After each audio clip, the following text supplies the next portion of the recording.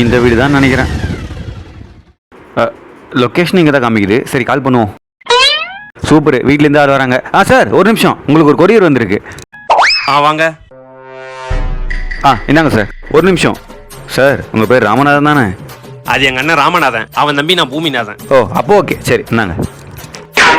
அப்படியே சைன் பண்ணுறேங்க சார். ஒரு நிமிஷம், இங்கே இருந்தால் தான் கம்ஃபர்டபுளாக இருக்கும். ஹிந்தியில் போடலாமா? போடுங்க சார். சாரி, எனக்கு ஹிந்தி தெரியாது. தெலுங்குல போடலாமா? சரி போடுங்க சார். சாரி, தெலுங்கு எனக்கு தெரியாது சார். உங்களுக்கு மரியாதை அவள் தான். சரி விடுங்க, மலையாளத்தில் போடுங்க.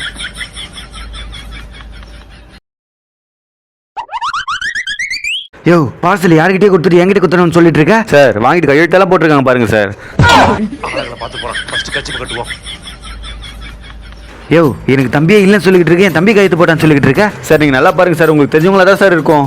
யோ, எனக்கு ஃபோன் பண்ணா நீ எப்படியா கொடுக்கலாம்? ஒன்று எனக்கு பார்சல் கூட இல்லை, என் காசை கொடு, இல்லை நேரம் நான் ஸ்டேஷனுக்கு போயிடுவேன். சார் நீங்கள் போகிற வழி தான் சார் என் வீடு. அப்படியே எனக்கு கொஞ்சம் அங்கே இறக்கிட்டு போயிருங்களா சார்? யோ, கம்ப்ளைண்ட் கொடுக்க போகிறேன்ற?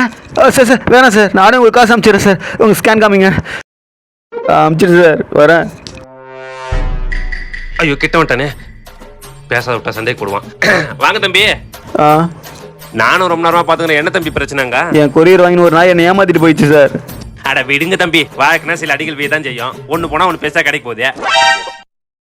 சரிங்க சார்.